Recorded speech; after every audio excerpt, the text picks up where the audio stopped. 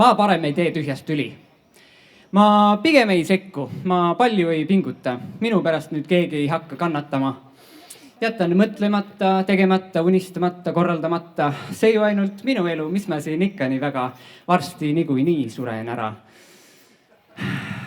Parem istun vagusi, istun käed rüppes, istun niisama istun ja pigem ei sekku. Parem ei hakka ajama siin seda asja, et mis ma siin ikka nii väga varsti niikuinii suren ära, mis siin ikka nii väga elada. Parem olen vagusi, parem olen maru vaikselt. Parem olen kuss.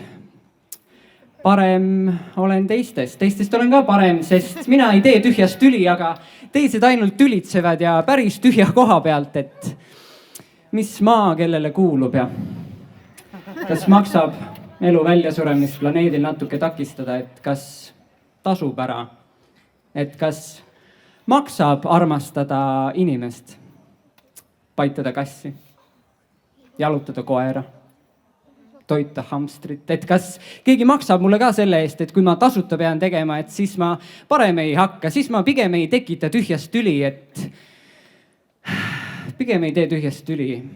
Nagu need seal Vaikse ookeani saartel, kes kohe vee alla jäävad.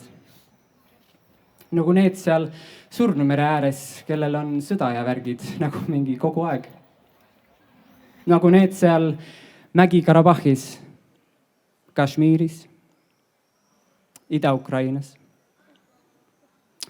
Kongos või Lõuna-Sudaanis, Põhja-Iirimaal, Kurdistanis või Kataloonias.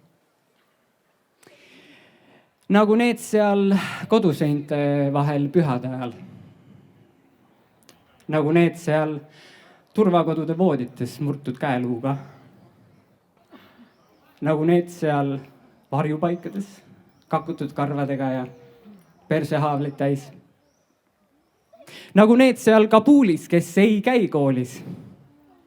Nagu need seal Kagu-Aasia vabrikus, kes ehitusvea tõttu rusud alla jäid. Kõik need 1134 inimest, kes tegid meile riideid ja tühjast tüli. Nad kõik tegid ainult tühjast tüli. See tühi, see vana tühi.